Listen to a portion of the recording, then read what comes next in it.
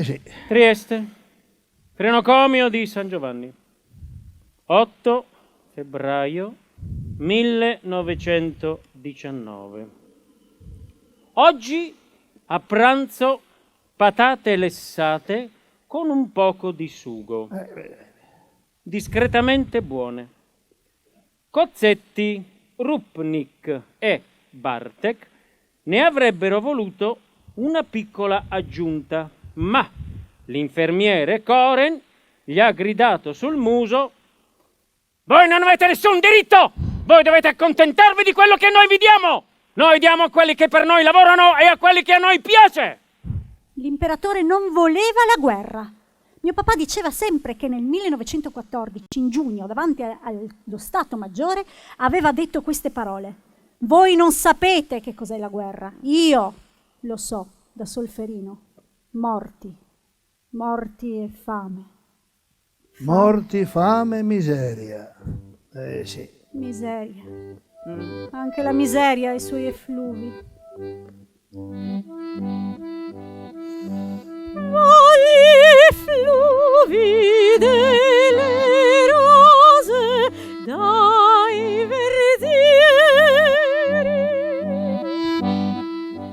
dalle stelle valle note della morte.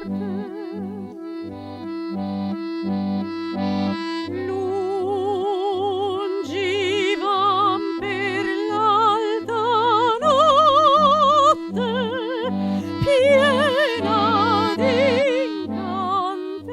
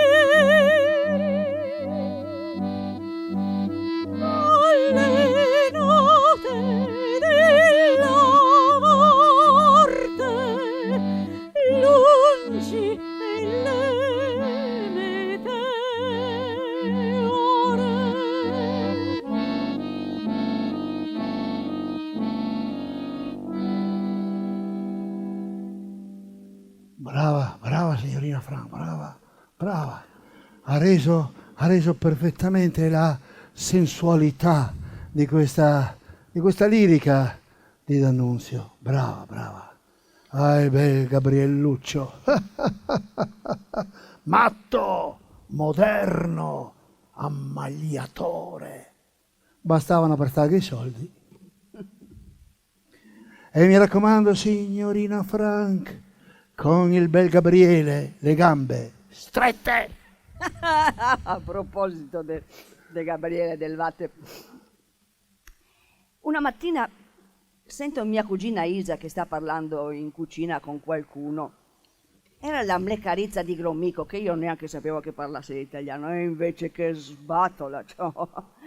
Parlava di una sua nipotina. Non perché la se mia la sa, ma la se una così bella piccetta, ricciuta, bionda, bella come un angeletto. E proprio de angeletto, la sai la che vestissi, tutta bella in bianco, con le sue belle alette anche candide come linzioi. E la maestra, finché la vestiva, la che spiegava che il D'Annunzio non è proprio un qualunque e che essa dovrà dar tutto de sé, perché è un grande onore, diceva la maestra, potersi esibire per il vate.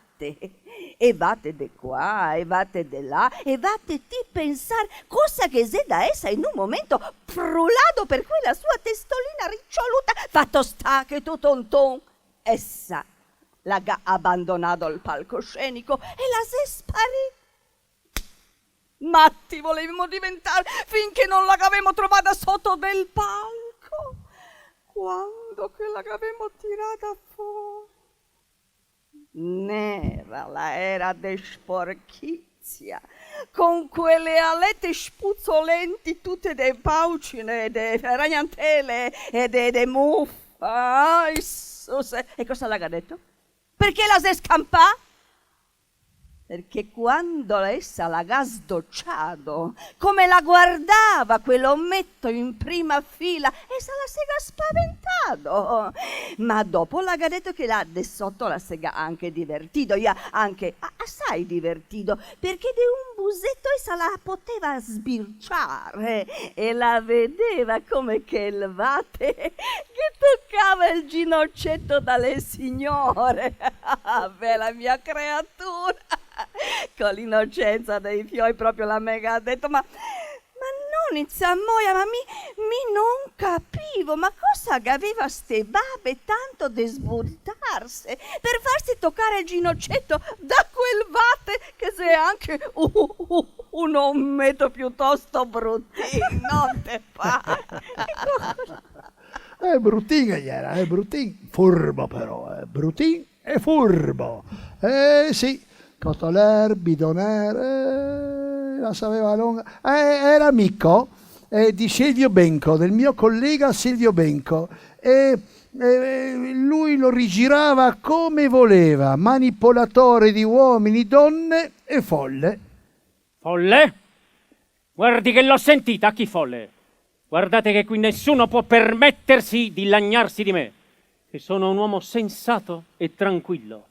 Insomma, mentecatti, alcolisti, immorali, purgantifili, soprattutto lei, grande amante di purghe e di sozzure, già gonfio di pane prima di colazione, tutto il giorno a ruminare fregole de pan. Se in questo frenocomio comandassi io... Scusi, ardito Bersagliere, ma perché questo frenocomio non lo chiama manicomio? Come giusto? Ospedale dei mati, dei cofe, di quel che ha la sala testa con l'impero, quelli che non ce l'hanno fatta. Tutta remengosa andato.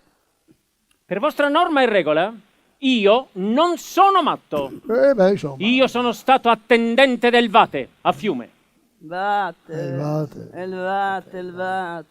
vate che ha perso le zavate. E il numero 5 le che trovate. Chi mi? Ti sì? No, mi no. E chi può? È il numero 2. Bersagliere? No. Ardito? No. Pagapegno? No. Il 2 era il tuo.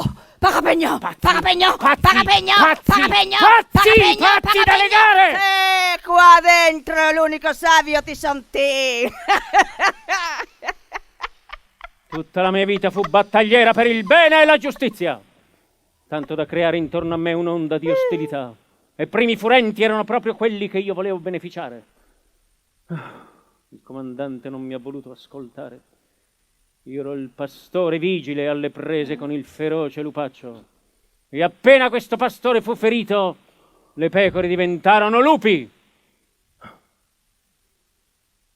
Ardito Bersagliere, non ti conquistare una città con un poeta disertore. Bah, un sogno folle. D'altro conto i poeti hanno tutti sogni folli. E D'Annunzio cambiava idea ogni giorno. Ecco i veri nemici di Fiume. Le piccole calunnie che dovevano far sprofondare noi legionari e il nostro comandante nel ridicolo. Eccoli! Ma,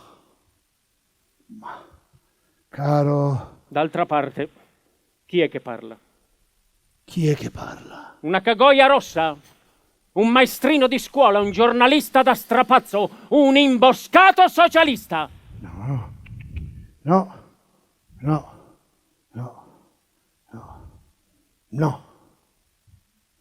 Scrivo, no. Poi? Imboscato socialista. No, non sono io. Maestro no, di scuola sì, ma imboscato socialista no. Non sono io. Cechelin? Ah, sì. Perché lei si salva sempre con Cechelin. È sempre con Cechelin. Dovrebbero farlo santo per questo. Sì. Caro il mio bersagliere ardito, anche Cechelin, appunto, il redentista della prima ora, faceva ridere tutta Trieste quando raccontava la famosa barzelletta degli italiani che stavano per arrivare. In Piazza Grande, tutta Trieste in attesa delle navi, 4 novembre, delle navi italiane che si stanno là, già profilando all'orizzonte. E c'è un bambinello sulle spalle del papà perché per farlo vedere queste navi che stavano arrivando. E a un dato momento il bambinello fa: papà, ho fame. Come fame se ne sono ancora arrivati?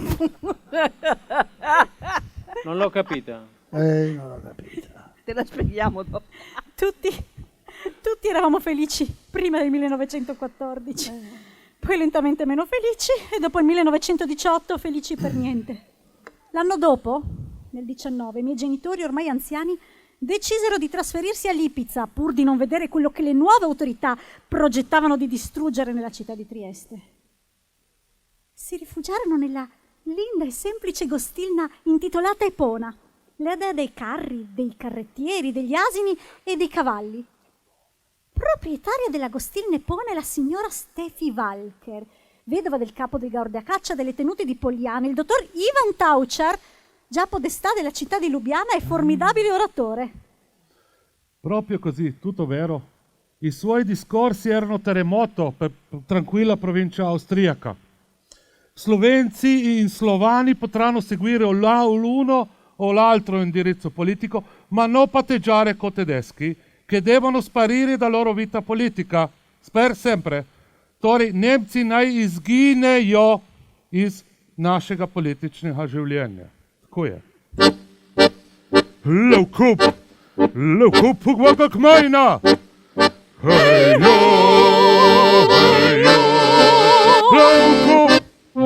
Levkup, pogvaga kmajna! Hejo! Grad gori, graf beži, vino teče, naj še teče kri.